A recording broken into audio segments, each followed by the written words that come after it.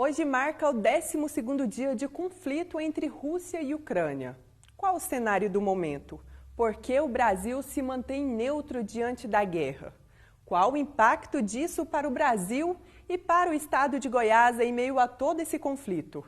Eu conversei com o professor e historiador Norberto Salomão, que também é especialista em geopolítica e mestre em ciência da religião. E ele vai nos ajudar a entender um pouco mais sobre o tema.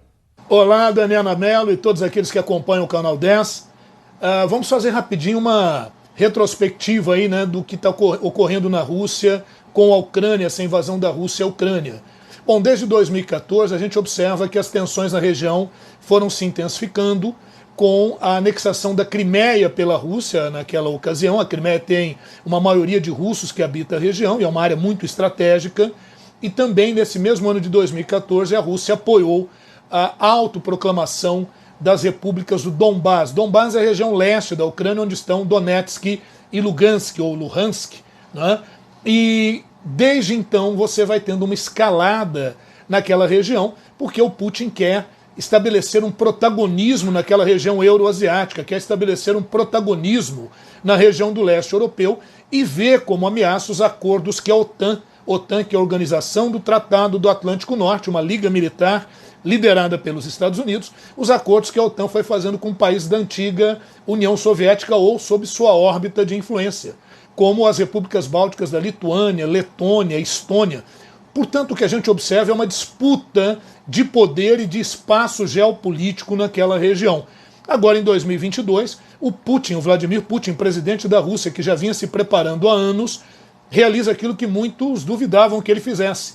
Invade a região da Ucrânia e ataca diretamente a capital Kyiv, como dizem os ucranianos, ou Kiev, que é uma outra pronúncia aí que a gente pode usar para aquela região.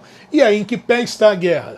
Bem, o Putin não conseguiu atingir todos os seus objetivos, que era dominar Kiev ou Kyiv efetivamente, então ele está um pouco frustrado com isso, mas está alardeando aí que é vitorioso. E, por outro lado, está ocorrendo uma aliança do Ocidente que também não se imaginava pudesse acontecer. Então é uma situação muito tensa, chega a se falar até em utilização de armas nucleares, o que a gente acredita seja improvável. Já estamos numa terceira possibilidade de negociações. Na tarde de quinta-feira, dia 3 de março, houve uma possibilidade de se abrirem corredores humanitários, ou seja, uma diminuição ou pelo menos um cessar-fogo para a saída de refugiados e feridos. Mas temos que ir acompanhando como é que esse conflito vai sendo escalado ao longo do tempo. Esperemos que o melhor aconteça e que a paz volte a reinar na região. Outra questão é que muitos, questionam quais os efeitos disso para o Brasil e inclusive para Goiás. Bom, vamos lembrar que o Brasil, a grande parte das exportações do Brasil é de commodities, é de produtos agrícolas, é de carne, é de minérios, Então, isso pode afetar profundamente, principalmente, a agricultura no Brasil. E aí a gente vê duas frentes, duas possibilidades. Como nós precisamos de muitos dos insumos vindos da Rússia, da Belarus, da Ucrânia, do leste europeu, para a produção de fertilizantes, como o potássio, o fósforo, por exemplo, isso pode, sem dúvida, vai elevar o preço dos fertilizantes, o que aumenta os custos da produção agrícola. Então isso pode afetar, sim, a economia aqui em Goiás. Mas vamos trabalhar com duas frentes aí, como eu tinha falado há pouco. Primeiro, o pequeno e o médio produtor rural, que é quem coloca comida na nossa mesa, ele vai ter grande dificuldade, porque ele vai ter um custo maior para produzir e mesmo que ele aumente os preços, ele não vai conseguir suprir as perdas que ele vier a ter, os prejuízos que ele vier a ter. Então nós vamos ter produtos caros internamente no Brasil, a população com dificuldade para consumir esses produtos e o agricultor, o pequeno pecuarista com dificuldades também de recompor suas perdas.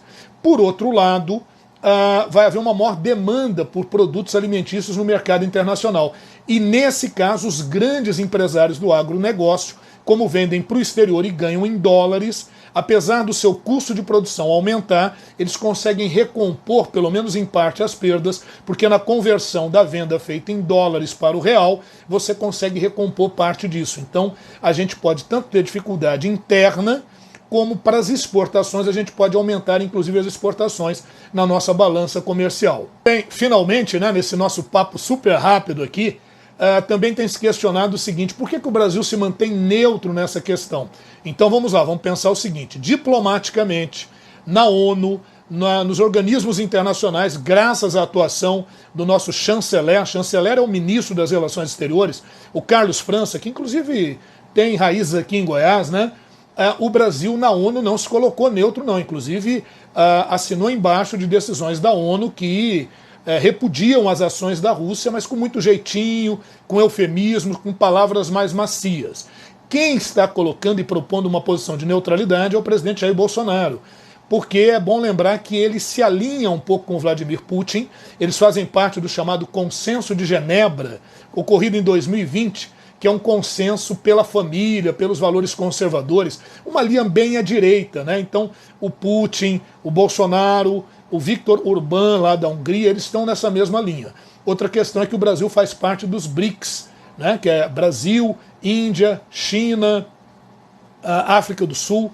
Então o Brasil entende que poderia ter algum prejuízo, e o presidente Jair Bolsonaro diz que não quer mais prejuízo para a agricultura, por isso ele fala de uma postura de neutralidade, mas que não é bem neutralidade, né? É muito mais pró-Putin, já chegou inclusive a elogiar o Putin. Então a gente está nessa demanda muito curiosa em que o presidente da República tem uma postura, mas a diplomacia brasileira, para tentar dar uma amenizada na imagem do Brasil, para que o Brasil não fique isolado internacionalmente, se alinha com as decisões que a Assembleia Geral da ONU tem tomado.